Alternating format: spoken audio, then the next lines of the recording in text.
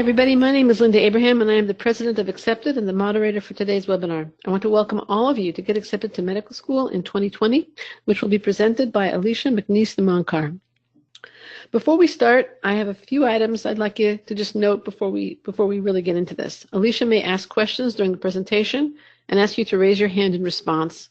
You can do so by clicking on the hand icon, two icons underneath the horizontal orange arrow on your control panel. Please raise your hand when you find the icon. Again, it's a hand icon. Please raise your hand when you find the icon. I have a better one. Please raise your hand if you're here because you want to start medical school in 2020. Okay, that's pretty good. Most of you got it, and most of you are here for the right reasons, which is a good thing all around. Great. Oh, yeah. Okay. You guys are, I can already tell we have a wonderful audience. Raising hands allows you to respond to our questions, but what about your questions? We have a lot of time during and at the end of Alicia's presentation for questions, and we'll answer them then. A few more points. We use the question window for your questions, but we also use it for you to answer our questions, specifically open-ended questions. So if Alicia asks an open-ended question, please post your answer in the question window. That's number one. Number two, when you leave, you'll receive a brief survey. Please fill it out. We value your feedback. I review those survey results every time, both just to look at how well we're doing and for ideas for new webinars. We're going to announce a special discount today for webinar registrants, but rather than have you anxiously waiting to find out what it is until the end of the webinar, I'm going to reduce your anxiety levels and announce it now. $250 off any of Accepted's very popular primary application packages. The coupon code is SAVE250, and you can get to it from accepted.com/primary. Again, it ends December 18th, so you have exactly 1 week to sign up, maybe talk to the consultant first and take advantage of this $250 savings. Finally, I'm thrilled to introduce Alicia McNease Nimonkar, who will present Get Accepted to Medical School in 2020. Alicia started advising Accepted clients in 2012. She immediately was earning rave reviews from her clients. Prior to joining Accepted, she both evaluated applications and advised med school applicants as director of the UC Davis Postbac program. She brings enormous insight and experience with the medical school application process to this webinar. Without further ado, Alicia McNease Nimonkar and Get Accepted to Medical School in 2020. Thank you for joining us, everyone. I'm going to start by asking a question. So how many people have applied to medical school? If you could give us a show of hands. Okay, just again, click on that hand icon if you applied previously. Okay, so it shows about 11% have applied previously. Excellent, thank you. Now we're going to ask a poll question. All right, for those of you who applied previously, what was the part of the application that you found most difficult? Okay.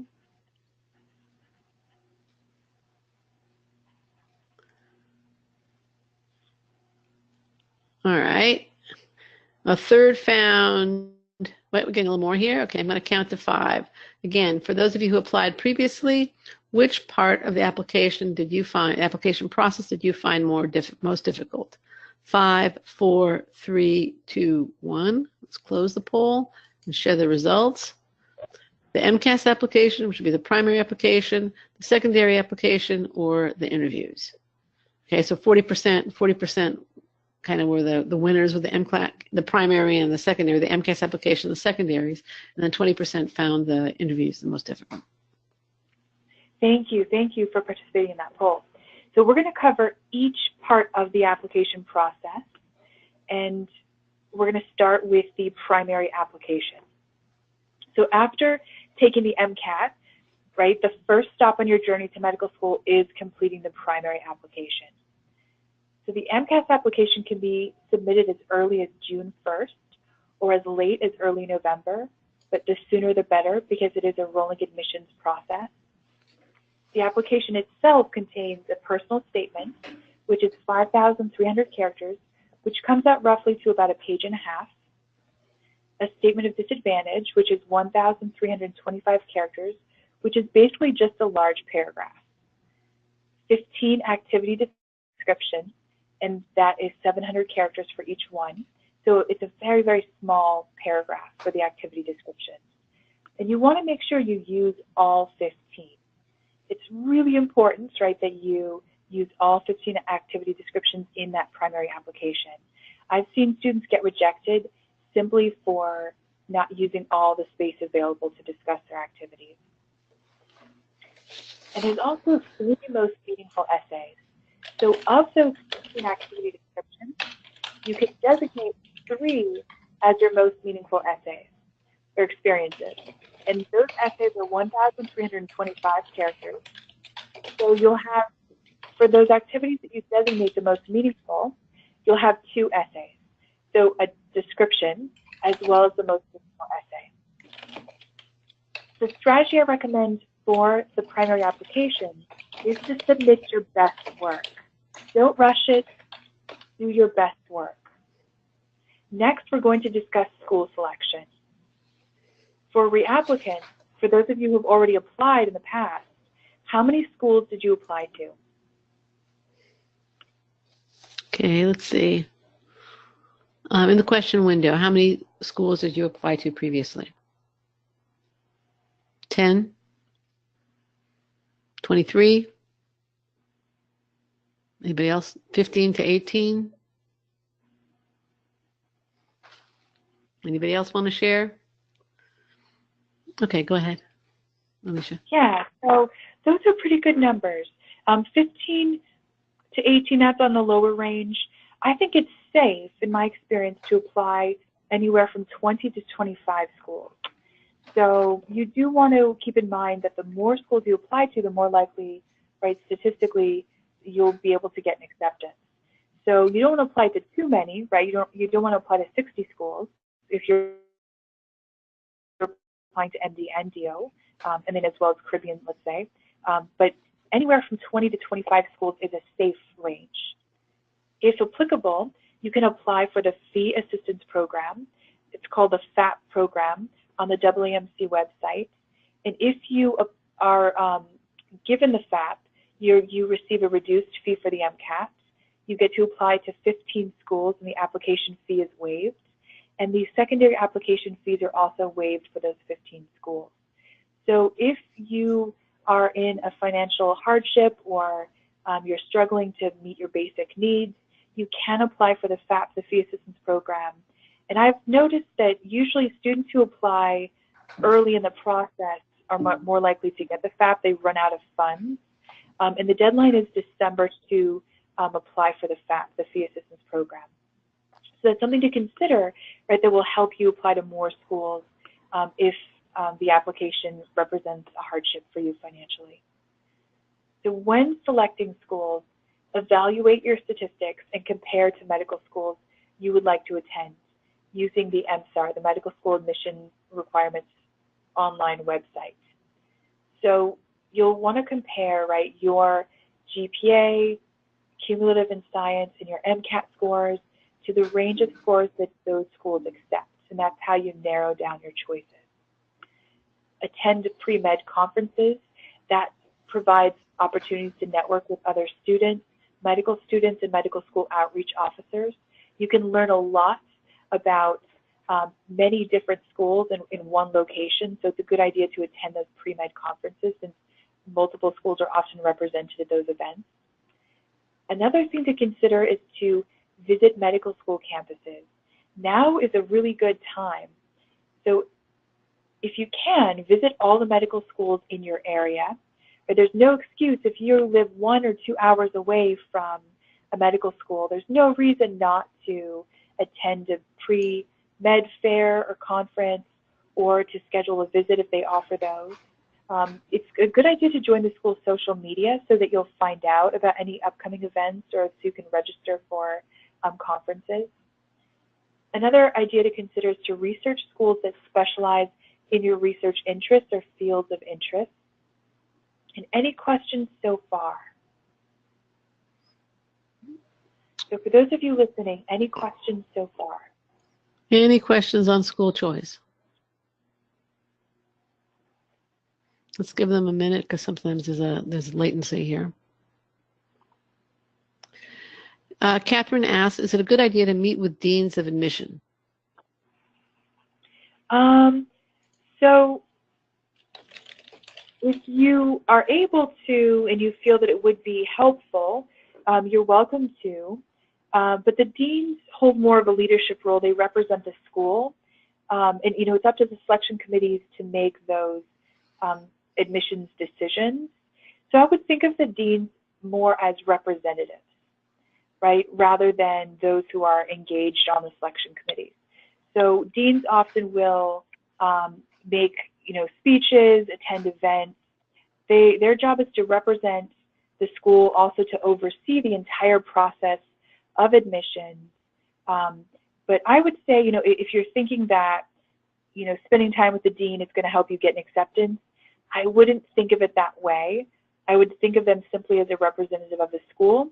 And everyone you interact with, from the receptionist in the admissions office all the way to the dean, right, you want to be respectful and appreciative of everyone's time. So whether it's someone working at the front desk at admissions, an admissions officer, the director of admissions, the dean of admissions, they all talk. And, if they have a student who's calling multiple times, or, who's scheduling meetings, or, who's disrespectful to people at the front desk, they talk about it. Believe it or not, they really do talk about it.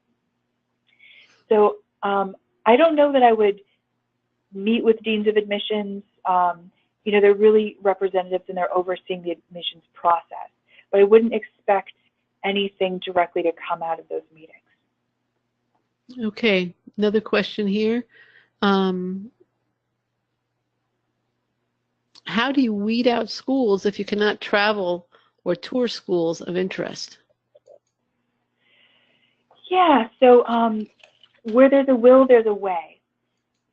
I imagine, right, you do get some vacation time, or you may get some days off, and, if you can, it's going to help you put together a better application, especially when it comes to secondaries. Often on secondary essays, you'll get asked, why us? And it will be helpful if you visited the school to be able to talk about specific things that you've learned about their campus from physically being there, right? That's very different than reading about the school from the website or reading their social media posts. Often, there's a lot of information about the school that you'll learn by visiting it that's not available online, right? So to really take your secondaries to the next level, at least for your top schools, since it's not possible to visit every medical school, right? But for your top choice schools, making the effort to visit, if possible, is really going to help you write better secondaries. Right. Can I interject something here? Yeah. Realize that your biggest chances of acceptance and of reduced tuition is in-state. So obviously those would be the schools that are, for most of you, more accessible than out-of-state schools. That, again, would kind of go with Alicia's, if there's a will, there's a way. The second thing that you can do, let's say there are schools and you simply cannot get to them. Maybe you're in the military and stationed overseas. Maybe for other reasons you could simply, different responsibilities, you can't get to them. Then I would say reach out to the school and ask if you can't talk to students, or perhaps connect with students on LinkedIn or other social media, and ask if you can have a few minutes of their time and ask them about their experience in medical school. It's not as good as visiting, because visiting encompasses what I just described, as well as other things that you'll glean. But I think it's a good second best for those times when you simply can't do it. I think we should go on. Yeah. Next, we're going to talk about letters of recommendation. So most of you said that this was not a stressful part of the application, and I'm so glad to hear that. But for some students, it can be stressful, since it takes time and patience to get those letters of rec. And it is completely out of your control, right? You don't get to write the letters, you don't get to see what's in them, and you just have to hope and pray that your letter writers are going to submit those letters on the deadlines that you give them. So the most important thing for you to know about the letters of rec is that they are due with the secondary application. You can begin requesting them early, before or during the time you plan to submit your primary application, right? So it's safe to set a deadline for your letter writers right? Give them the date that you plan to submit your primary so that by the time you are submitting secondaries, right, you will most definitely have all the letters that you've requested. So the way to successfully approach requesting letters of rec is to only ask professors from whom you've received A's. And the reason for this is that they're going to rank you according to what place you hold in their class. Right? Ask the people who know you the best. And this is a really fantastic reason to attend weekly office hours. Give people the chance to get to know you. Always have backup letters. Never rely on one person alone. Right? You can plan to have anywhere from 2 to 3 science professor letters, 1 to 2 community service letters, 1 to 2 clinical experience letters, 1 leadership letter, 1 research letter if applicable, or from an employer, and 1 to 2 non-science professor letters. So for those of you listening, whom will you ask for letters of recommendation? The question window, please. Whom are you planning to ask for letters of recommendation? My PI? Yeah, that's a good Science professor? Good. Okay. Anybody else want to again? It's going to be a participatory webinar. Science professors, research professor, work supervisor. From Tiffany, Stephanie says, my physics teacher, organic teacher, physician I scribe for. OY says, do they have to be from your senior year? No. Yeah, these are wonderful. Yeah, all of these sound good to me. They don't have to all be from your senior year. So, for example, the strongest letters of recommendation may be from, someone who's known you the longest. So, for example, if you volunteered with a free clinic for 3 or 4 years of college, getting a letter of recommendation from such a long-term experience is going to look very good. So you want to make sure that you have some, short-term letters of rec. If you did some research that led to a publication, but maybe it happened, within a year, that's fine. But you also want to have, letters from longer-term experiences. So from 2, 3, 4 years if possible. It's a good sign that somebody is easy and fun to work with, right, if they have stayed in a few positions for a while. Not all of your experiences have to be long-term, right? That's impossible, but it's good to have a few long-term activities and to get letters of rec from those.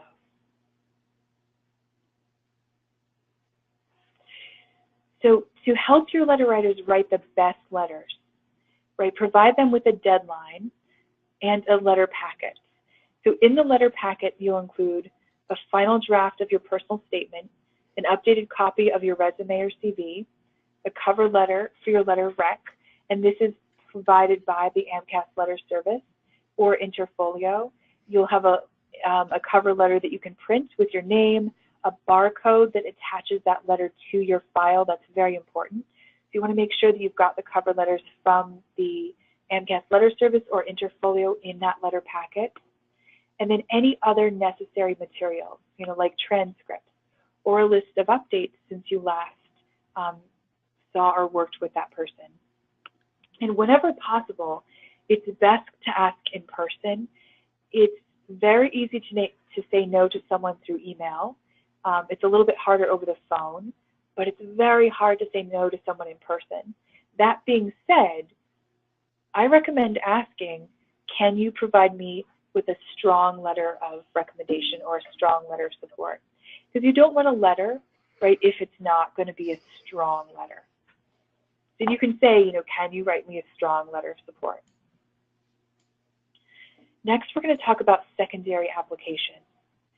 So secondaries can arrive immediately after you submit the primary application, or they can take weeks to arrive, depending on whether schools send out automatic secondaries or pre-screen before sending them out.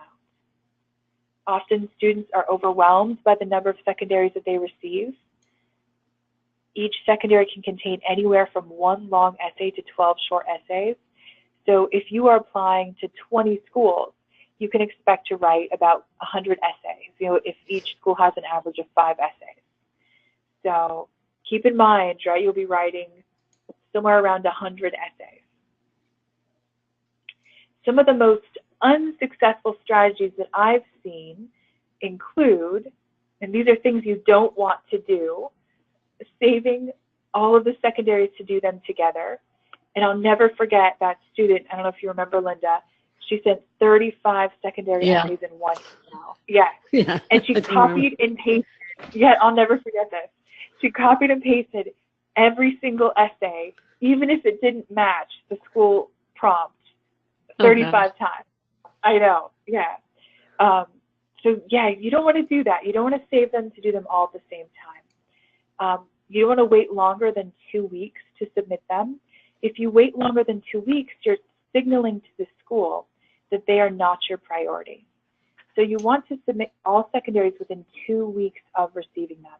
And this is probably the most important thing I hope you will take away from this webinar is, right, submit all secondaries within 2 weeks of receiving them.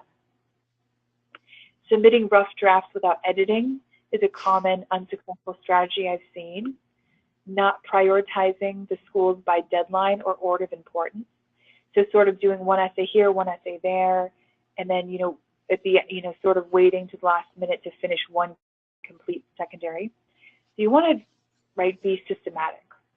Cutting and pasting without changing the name of the school, that's such a painful mistake because it's so easily avoided, right? But it's so devastating if it happens, right? It's definitely going to be an automatic rejection. Not having letters of rec to submit by the deadline or the right combination of letters of rec. And each school will specify when you receive the secondary application what their preference is. It's on some school websites, and if it's not on their website, you will receive that with the secondary application. And most med schools require at least 2 letters of rec from science professors and 1 non-science professor. And then other schools, will have various, 1 letter from community service or leadership. They'll have different specifications. It's a time-consuming task to complete secondaries. Just keep in mind, you're going to be writing about 100 essays. So break it down into sections. Complete 1 secondary at a time. And by what I mean by complete 1 secondary at a time is complete 1 school secondary at a time. So all the essays for George Washington, and then move on to the next school. Right? It's not helpful to only write the essays that you like or that you think sound interesting. And only doing 1, 2 here, 1 there, 1 here, 1, 2 there, and then you're not going to end up with a complete secondary. So make sure, right, you complete them 1 school at a time. Often it's helpful to work with a professional editor like me and my colleagues to receive feedback on your work before submitting it. And my goal is to encourage students to do their best work. And it often takes 10 ideas to get to 1 really good idea. So often when you look at secondary essays, some of the best things you can do is start brainstorming. A lot of people will get secondaries and they'll put them aside. They don't want to look at them. They don't want to think about them.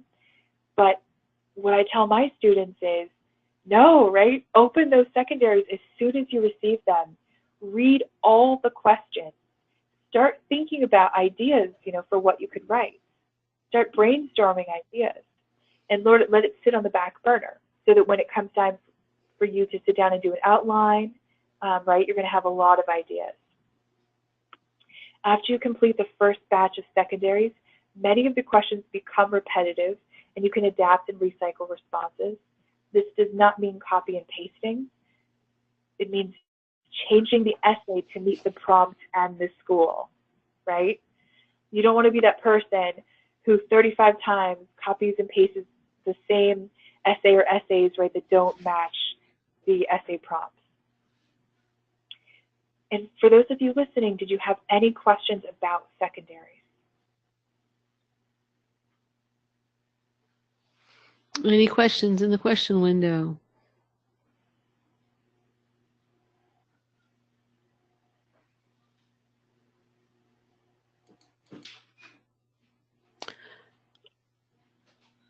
There is a question about letters of recommendation, but I think we're going to get to that at the end.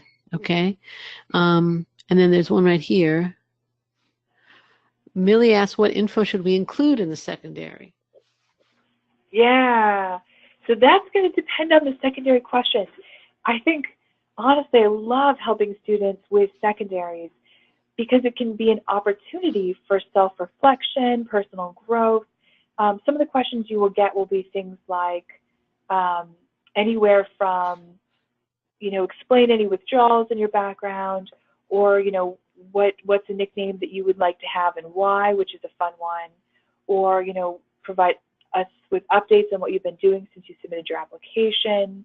So some of the questions that seem pretty straightforward, right? Even those provide an opportunity for you to demonstrate maturity, personal growth, reflection, and providing thoughtful responses that go above and beyond what most people provide, right? You want to use all the space available to you, and you want to demonstrate, right, the level of your motivation, how hard you work to reach this goal, right? You want to share your personality. So there's lots of, depending on the questions that you get, that will depend on the information that you share within those specific essays. But we do have blog tip posts on our accepted.com website for how to answer those questions. That's true. And I was just going to say, Alicia, would you agree with me that is it fair to say that the primary application is about one's fitness to become a physician and one's motivation to become a physician, but the secondary is about one's fit with a school and one's motivation for that particular program? I would say yes. From a big picture perspective, definitely. Very big picture. I completely agree that the prompt has to determine what you include in a secondary essay, but very high level, 30,000 feet. Yeah, because I think it comes down to the secondary questions themselves. Right. Like, how much room do they give you? For example, UC San Diego will say, tell us about the biggest problem in medicine today, and give us a biographical sketch, and how you plan to approach that issue in medicine. So they want like an autobiographical sketch plus how you plan to tackle a real life issue in medicine. So each school asks you something slightly different, or a different combination of questions.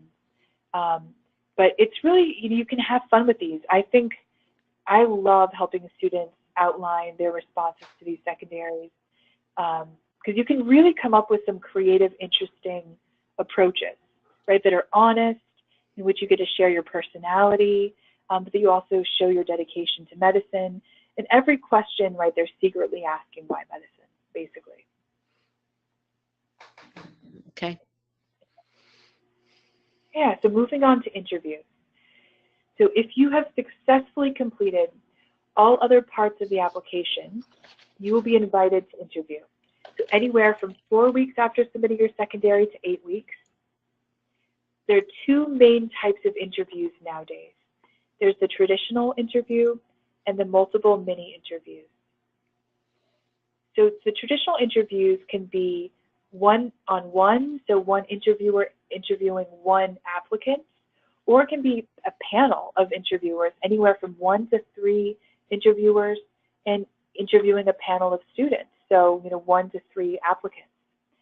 Questions that you get in traditional interviews are things like, why medicine? Tell me about yourself. What are your strengths and weaknesses as a student? And I just had a student get that question. For the MMI, the multiple mini interviews, these include an average of 8 to 10 different stations, and there are 4 main types of stations. There are traditional questions, actor scenarios, collaborative situations, and ethical or debate style questions. So schools were using debate questions when the MMI first started, but nowadays they're moving more towards ethical questions. You're less likely to get a debate question, but it could happen.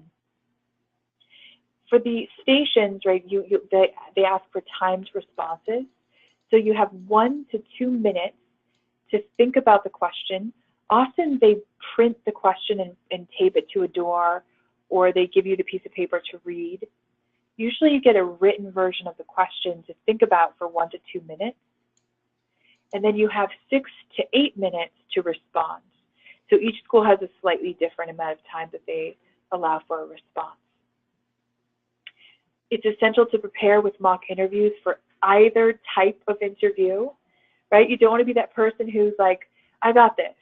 And then, right, you show up interview day and all of a sudden there's bumblebees in your stomach and, right, and you are panicking and having a difficulty answering the question. So prepare with mock interviews. On the day of the interview, arrive early, dress professionally, bring an updated copy of your CV or resume if they allow you to do that. Often they'll say on their website. And it can be useful to have an updated copy of your resume or CV to update them on what you've been doing since you submitted the primary and the secondary. And after the interview, you can hear back anywhere from 2 weeks to 8 weeks or longer, depending on the admissions process at that school.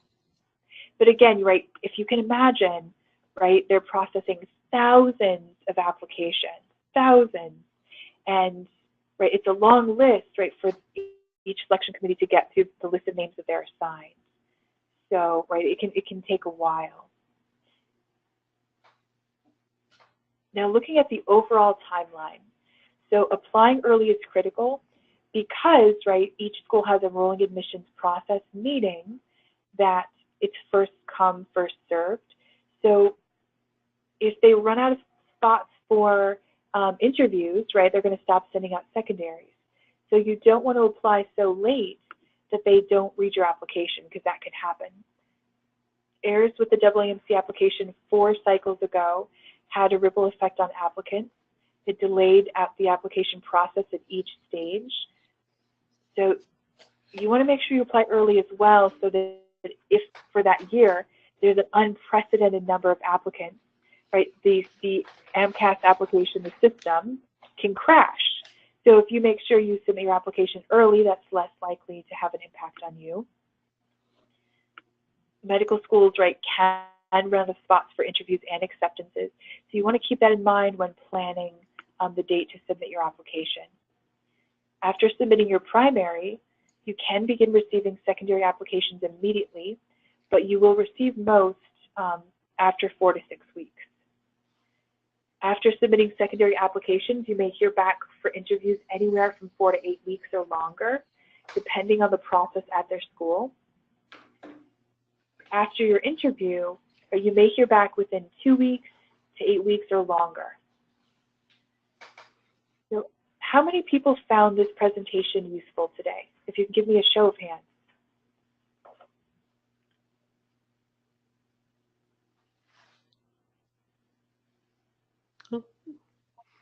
You're doing well, Alicia. Most of them found it useful. Yes. Excellent, excellent. Thank you for your time and attention and participation.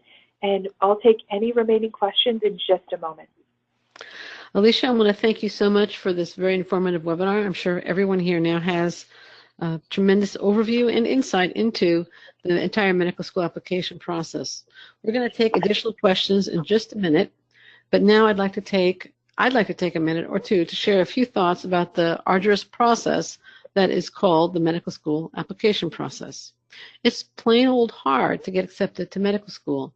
The competition, even for people who have competitive GPA and MCAT and who volunteered and done research, well, it's just plain old intense.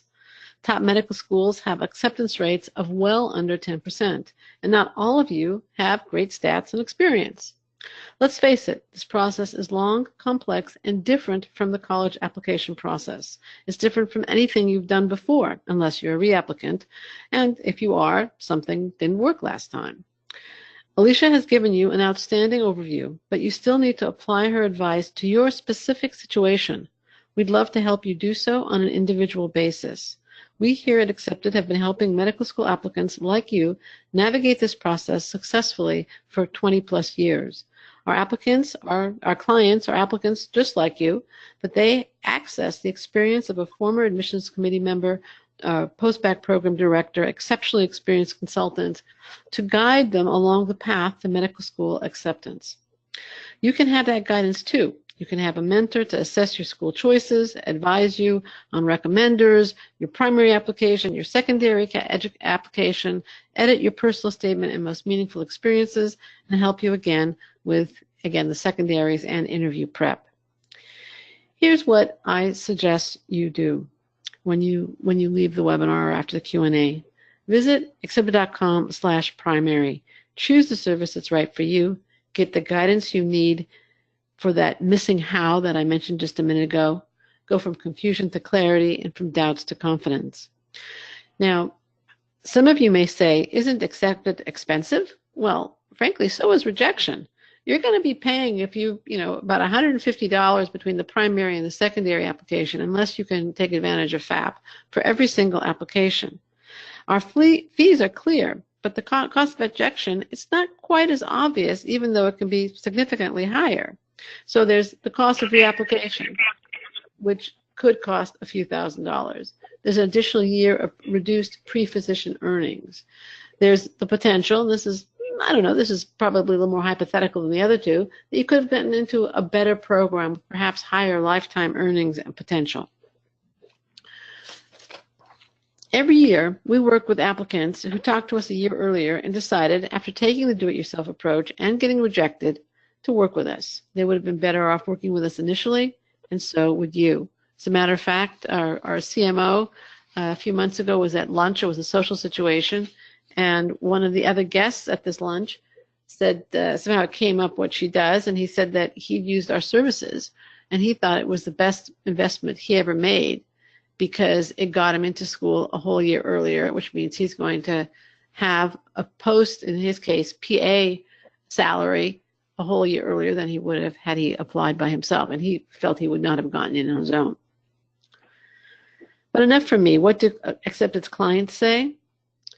Well, I'm not going to read the whole one. It's on the screen for you, but in the upper left, I do apologize for lagging my response. It's evident that I'm very busy because I'm a med student. I was offered 4 interviews total and then was accepted to 2 schools. I'm eternally grateful to you and all the critical advice and help you gave. I could not have made it through the application process without your help. Or the second one, my experience working with Alicia was amazing. She was knowledgeable and guided me through all steps of the process. The turnaround time for editing my secondaries was very short and allowed me to really push ahead in having my applications out early. Alicia's input for my essays was invaluable. I would highly recommend using Alicia for the application process. This didn't intend that way. I was just interviewing somebody who got in October for our podcast. Turns out he's one of Alicia's clients, and you can hear his experience working with her also at accepted.com, and I think it's /288. But you can just go on the site, the podcast page, accepted.com/listen, and you'll see Accepted in October. It's from a few weeks ago. Alicia is a wonderful advisor, mentor, and wordsmith, but she does get busy. You can see from the other feedback that's on your screen momentarily that she is one of several outstanding consultants. So here again, Dr. Gordon was wonderful to talk to. He was very honest, but in a way that was constructive, and kindly explained the best way to present the weak points in my application, which was my biggest concern. Or the next one, beneath that one, your help for Sydney Foote was greatly beneficial and definitely paid off. I interviewed at 9 of the 10 schools I applied to and will be attending medical school this fall. I truly don't think I could have gotten this far without your service. Or for Dr. Newman, I couldn't be happier today. The tone of my text sounds personal, professional, consequential, and so true. So, again, here are the steps I recommend you take after the Q&A, and we'll be taking your questions now.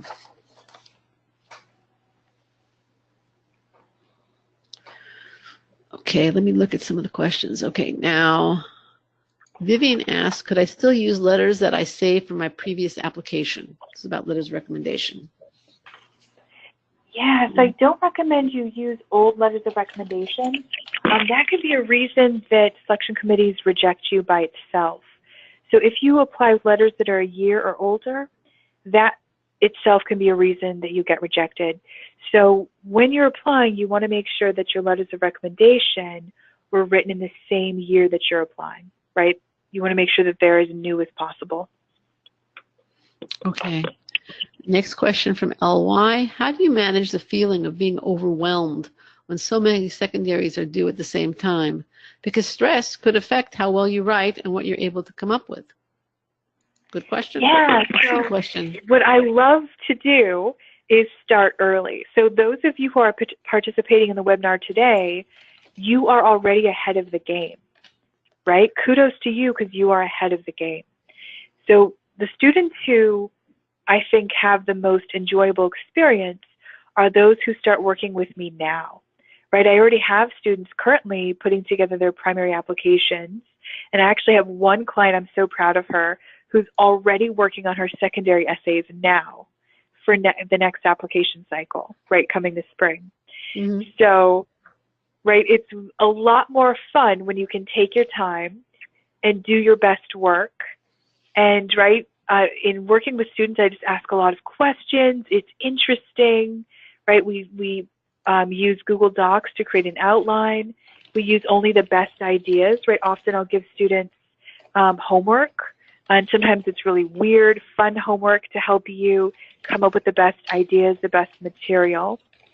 But the fact that you are all participating in this webinar today, you're already ahead of the game. So you're welcome to contact me or my colleagues if you want to get started on your primary, right? Then after you finish the primary, you can already begin outlining and writing your secondary essays so that by the time you're ready to submit your primary, you've already got your secondaries done as well. So medical schools don't change the secondaries, usually from year to year. If they change them, they'll change one or two questions.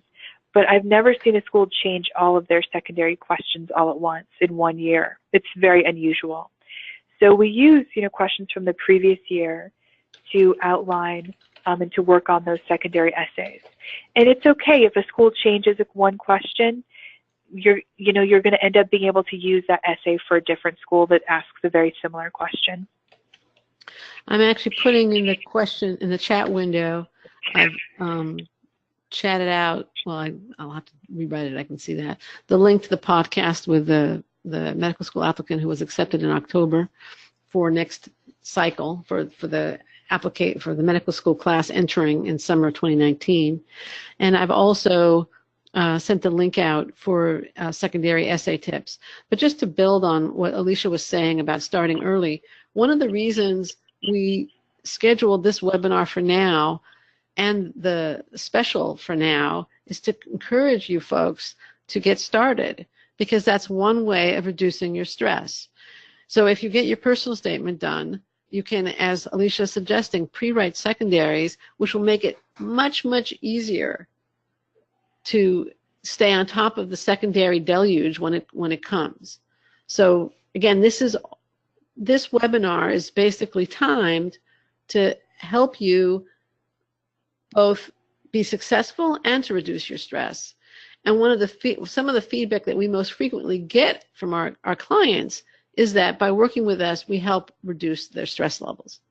So anyway, that's a little bit of a follow-up on Alicia's response, which I completely agree with. Let's get back to the questions. So Abdul Manan asks, when should you consider a post-bac program? Would it be possible to prepare both the post-bac application along with a medical school application if you feel you have low stats?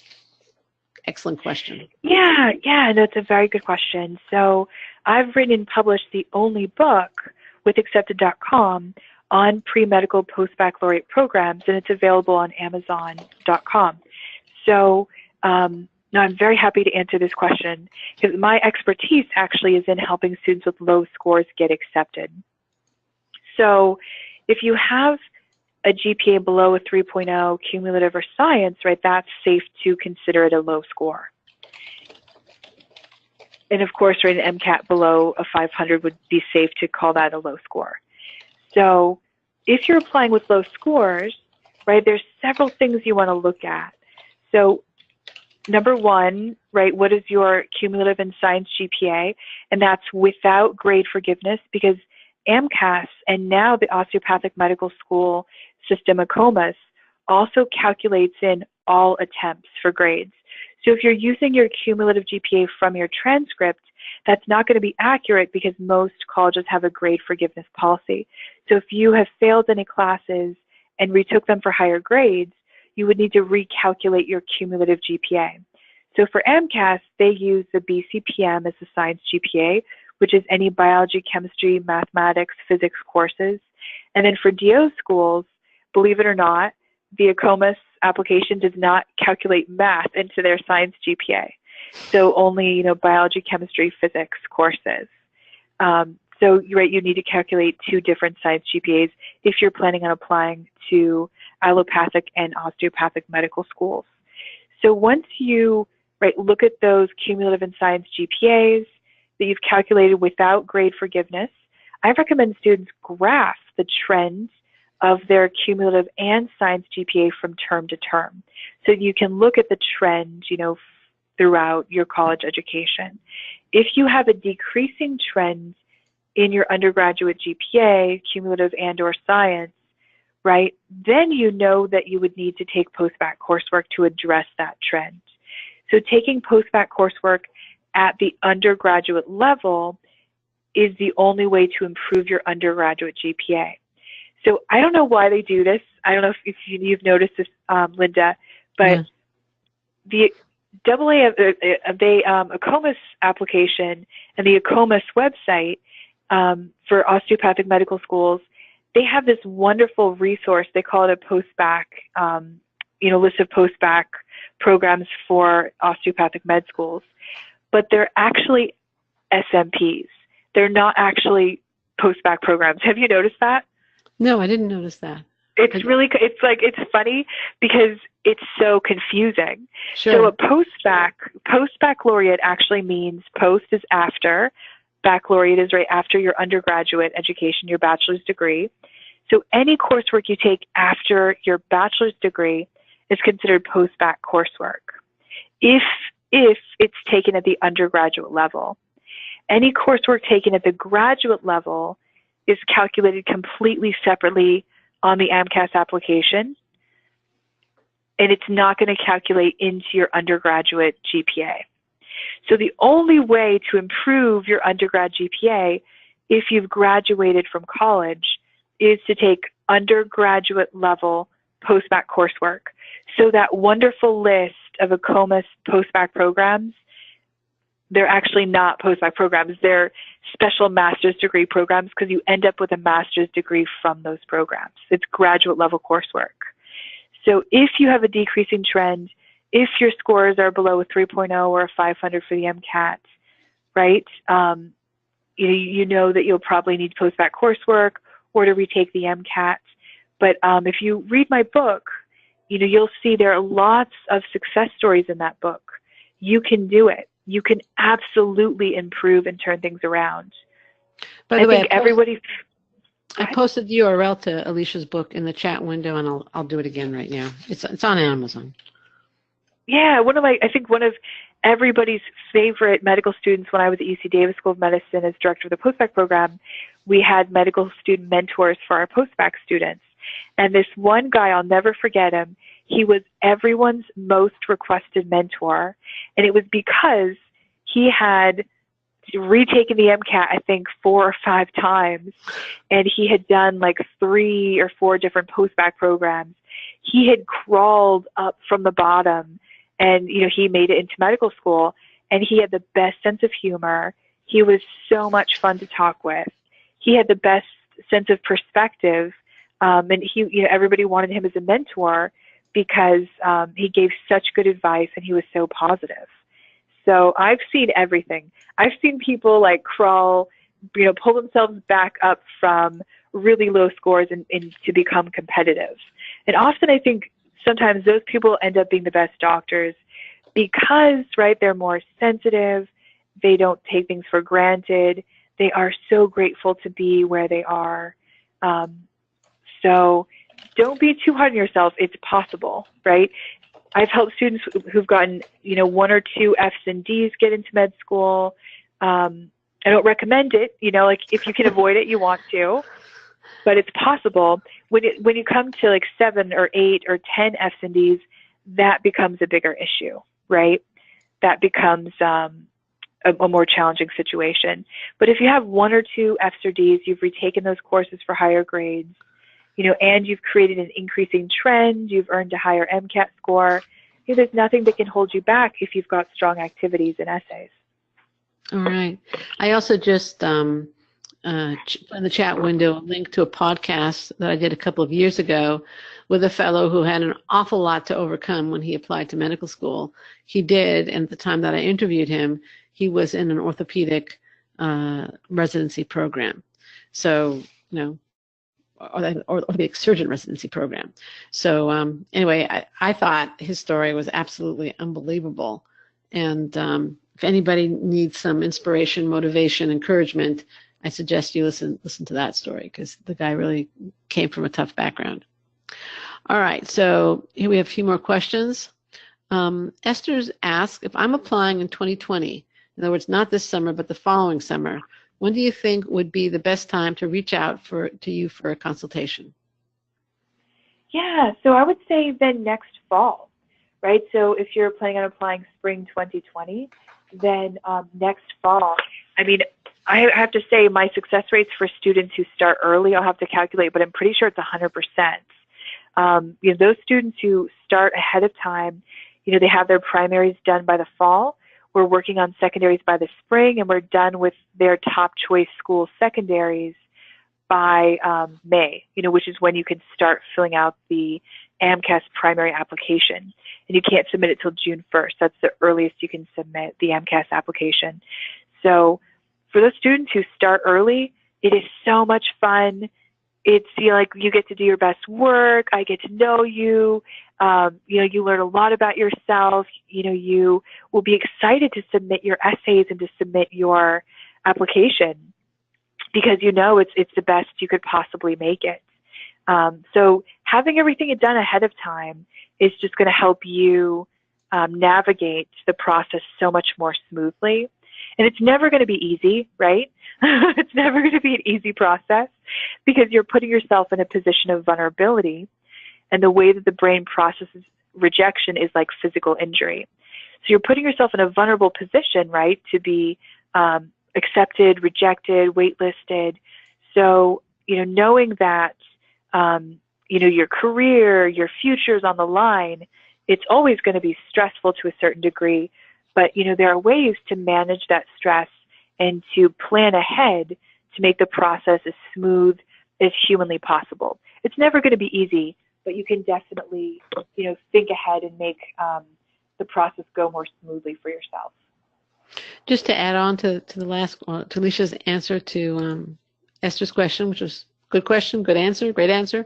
I would agree with Alicia that in terms of the actual application process, that next fall makes a lot of sense. However, if you had questions like, should I take a post-bac program now? Do I have the MCAT that's necessary? Do I need to retake the MCAT? Do I have a GPA that's problematic? Do I have enough clinical exposure? Should I get research? If you have those kinds of questions, then I would say just purchase a 1-hour consultation now, so that you can get yourself more competitive for when you do contact Alicia next fall, or contact accepted next fall. That would be my one addition. Would you agree with that, Alicia? Yeah, I think often I love the fact that you're starting so early. Like, you are setting yourself up for success, right? Mm-hmm. All of you who are participating today, you really are doing yourself the biggest favor.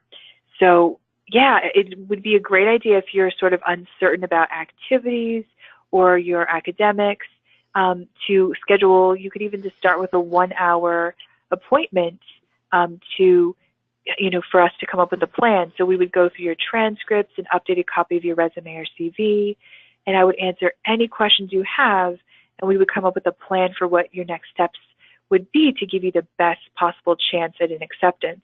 And we would have, right, option, 1, 2, 3, so there'll be multiple possibilities, right? But it would be helpful if you're not sure where you are or what your next step should be.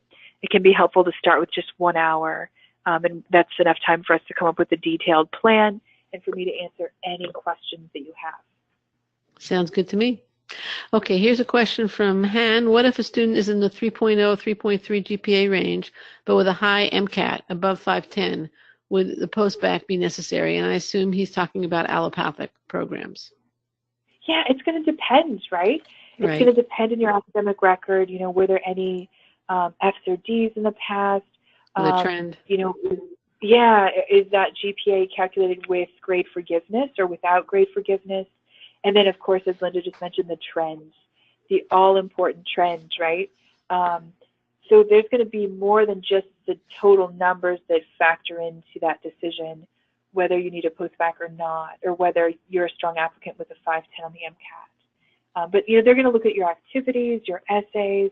They don't just look at the numbers, right? There's a lot more to the application than just your GPA and MCAT score. Okay. LY has a question about the MMI. Do you have to answer with other people to the MMI? I guess the question is, can the MMI be like a group interview? That's how I'm interpreting the question. Yeah, so typically, if an interview is called an MMI, that usually means that it's you plus the interviewer plus an evaluator. So somebody taking notes as you speak or evaluating the interaction. So in a traditional MMI sense, it's you, one person answering questions, and you know, while you're being evaluated by by another person, a second person. So you'll have the interviewer and the evaluator, and just you. If it's a group interview, usually they'll label it a group interview. So I have a student doing a group interview this week. It's a traditional interview and followed by a group interview. So if it's a group interview, usually they have to tell you ahead of time. And in that case, you know, usually to create a fair experience for everyone, they'll give everyone a chance to respond, or they'll time the responses to make sure everyone gets the same amount of time to talk. But I've never heard of or seen a group interview where it was like, you know, if you didn't respond first, you didn't get to answer the question, right? They have to make it a fair experience for everyone, right? Right. Okay, LY has another good question here. So if you want to apply in June 2019, you need to contact Alicia now. I think what Alicia's saying is that she can do a better job if you contact her now. And I'll add something to that. It's so much more fun. Yeah. It's more fun. It's more effective. Less stressful. Another way of saying more fun. But there's another advantage to contacting her now. She always books up in the spring. So if you contact her now and you decide to work with her now, then you know she's your consultant. That's the other part of it. So, but she does get booked in the spring, as I mentioned. So yeah, it's a great idea to contact her now. And now you can save $250. So that's also a good deal with the primary application packages. Okay, let's see what else we have here. Ashley asks, I heard that interviewers like more traditional interview wear, such as suits, blazers, pencil skirts, straight pants, and muted colors. Is this true, or can I be more flexible in my professional outfit? How else can I show my personality and make a long-lasting impression during my interview? I think if you're interviewing at the Fashion Institute, go crazy, right? That will help you to be as colorful and creative as you want. Go for it. Skirts, you know, like, and all those cool, exciting new trends. Do it, right? But for a medical school interview, medical schools tend to be very traditional, and you want the focus to be on your responses, right? The quality of your responses, the quality of your experiences, how you interact with other people, and not on, you know, like something you're wearing, right? Right. So exactly. I'll never forget the student who he didn't wear a tie to the interview. Oh, I can still see his face and I can still see his name. And he didn't wear a tie. He wore like a European sweater. It was beautiful. And we had a faculty advisor who was so offended by the fact that he didn't wear a tie that reason alone, the selection committee rejected him. And I fought hard for him. I tried really hard. And that poor kid had a whole year to plan his outfit for the next application cycle. I know, I felt so bad because it came down to what he wore. On the other side, we had a female student wear a shirt that was, I don't think she thought she was going to take off her jacket because she was wearing a skirt and a matching jacket. And then she had a shirt on underneath. But it was so hot for whatever reason in the building that day. I think it was winter, and they cranked up the heat too high, and everyone was just, sweating. And she removed her jacket without realizing that her top was so tight that the buttons were straining, and you could see her bra through the buttons. And I remember it was one of the most awful interview experiences because I couldn't say anything. I wanted to tell her, oh, your shirt, but I couldn't say anything. And it was just so uncomfortable for everyone in the room. And she must have realized it after the interview. Can you imagine? Yeah, like going to the bathroom and then realizing, yeah. Got a problem, so, right? A wardrobe malfunction. You want to test drive your outfit. Right, to avoid the wardrobe malfunctions. But I think that the key answer to this question, Ashley, is that you want your interview, that Alicia started with this, you want your interview responses to make the lasting impression, not your attire. Yep. Okay, that's the key thing. Because if your attire is what they're focusing on, something's off. They should be focusing on what's behind the attire, what's inside the attire. So, I would go with conservative, safe, and show your personality through your interview responses and your behavior. Okay, a few more questions here. Somebody, Vivian asks, what time is early when applying? Good question. Great question. The question is, what is early? What is early? Okay. So early, the application for a COMAS is a little bit different than the application for AMCAS, right? So if you look at the AMCAS application, you can start filling out the primary application in May, and you can begin submitting as early as June 1st. I don't recommend students submit in the first 2 weeks of June because it's like the Army, right? I remember being, reviewing applications for the post-bac program as director of the post-bac program and having to lead an application cycle in a selection committee for the post-bac. I remember every year I was not excited to read applications, right? Every year I was like, oh, it's that time of year again. And I did not look forward to it. And I noticed that I was hardest on the first wave of applications. And right, it's like with the Army. You don't want to be in the first wave of soldiers. Also, another point to mention is that the most competitive students often are those applying June 1st. So those with a 4.0 and a perfect score on the MCAT. So you don't really want to be viewed in that first group. And keep in mind, right, there are thousands of applications on the way, right? Thousands are coming. So they're going to be hardest on that first group because they know there are so many more applications coming in. Okay. But so I would recommend early. Early would be, I would say, second week of June, anywhere to, July. Anytime in July is safe to apply. But then, August is becoming late. I wouldn't recommend applying in August unless you have a really good reason and you're, from a disadvantaged background. Maybe you're underrepresented in medicine. Sometimes the best applicants who are from underserved backgrounds who are underrepresented in medicine apply late. But I would not recommend applying in August if you can help it. In my mind, for AMCAS. Yeah, in my mind, early is June. July is on time, and August is late. Yep, I agree with that.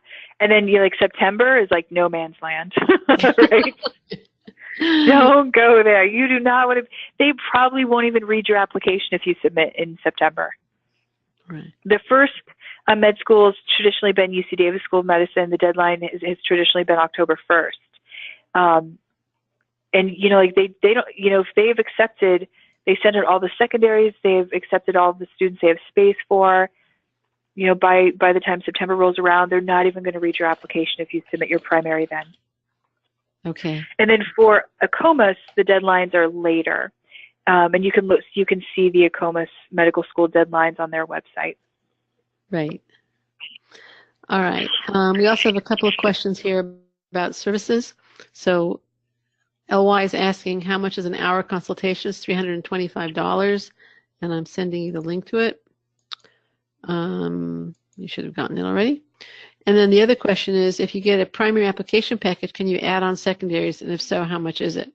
So we have, you'll see on the page for that we've sent you to, exhibit.com/primary, a variety of options for primary packages. One is straight MCAS package or a COMAS package, one primary package. We also have a primary plus secondary package, and then kind of like you buy the whole thing. It's not unlimited secondaries, but it does give you a great foundation at a fixed price. If you want to add on secondaries at a later date, you can do so. We have a secondary application package, and I'll get you the price right now. That includes basically 8 secondary essays with some caveats, a mock interview, and waitlist assistance. And that's $4,350. Again, if you buy the primary plus secondary together, you do save money up front. And as you know, you have the $250 off. So that would be the answers for that. And let's see what. And you can also purchase assistance with secondaries on our hourly fee basis. Remember, secondaries vary enormously in terms of length and difficulty. So sometimes our hourly fee services actually are the best way to go. And that would be $325 per hour, but you get a discount if you buy 5 hours at a time. It goes down to $305 per hour, or it goes down to $290 per hour if you buy 10 hours at a time. So those are the options for that. And thank you for the excellent questions. And yeah, here's the link for the 1 hour service. And you can, if you purchase, you can request Alicia to work with Alicia in the comments box. She is available now. If you need advice on what service to purchase, or you want, just, what's the best way to proceed, given where you're at in the process, she does have a bio page. Let me get back to that. Just hold a second. I had it a minute ago. Here we go. And again, if you're interested in working with her and want to talk to her first and decide what the best way is to proceed, you can sign up through that page. Okay. So I answered the primary plus second. Good questions. And let's see, I think I'll take one more question. Christine asked, does the master's GPA, is it worth more than the undergrad GPA to medical schools, or vice versa? Yeah, it's vice versa, because so not everyone applying to medical school has a graduate GPA, right? Everyone applying has an undergraduate GPA, and so, right, that's what is compared from applicant to applicant. Also, graduate GPAs are often inflated, so they don't give the graduate GPA as much weight.